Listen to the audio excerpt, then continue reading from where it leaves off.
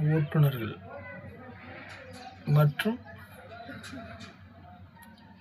அவரோடு ரோட்டில் பயணிப்பவர்கள்.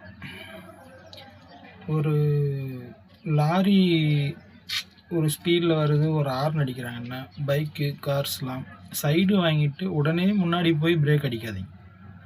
ஏன்னா எவ்வளோ பெரிய வெயிட் ஏற்றிட்டு வர அந்த வாகனம் பிரேக் அடித்தாலுமே அந்த வெயிட்டுக்கான அந்த உந்துதல் இருக்கும், கொஞ்சம் இழுத்துக்கிட்டு தான் வரும். அதனால் லாரி கனரக வாகனங்களை சைடு வாங்கும்போது கொஞ்சம் கவனமாக கொஞ்சம் தூரம் போய் அதுக்கப்புறம் வாங்க. வண்டி ஒட்டி இழுக்கிறது, பக்கத்தில் வந்து பிரேக் அடிக்கிறது அதெல்லாம் வேண்டாம். கனரக வாகனம் லாரி ஓட்டுநர்களுடைய அந்த விஷயம் உங்களுக்கு தெரியுமோ தெரியாதோ, தெரிஞ்சவங்களுக்கு ஓகே, தெரியாதவங்க தெரிஞ்சுக்குவாங்க. லாரி பொறுத்த வரைக்கும் பிரேக் அடித்தா உடனே அங்கேயே நிற்காது.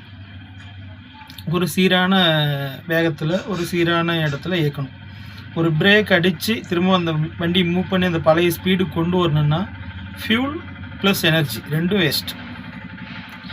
அதனால் லாரி, பஸ் இந்த மாதிரி பெரிய வாகனங்கள் வரும்போது இந்த கார், பைக் இவங்கெல்லாம் கொஞ்சம் கவனமாக, கொஞ்சம் சைடு வாங்கினா கொஞ்சம் தூரமாக போய் உள்ளே வாங்க.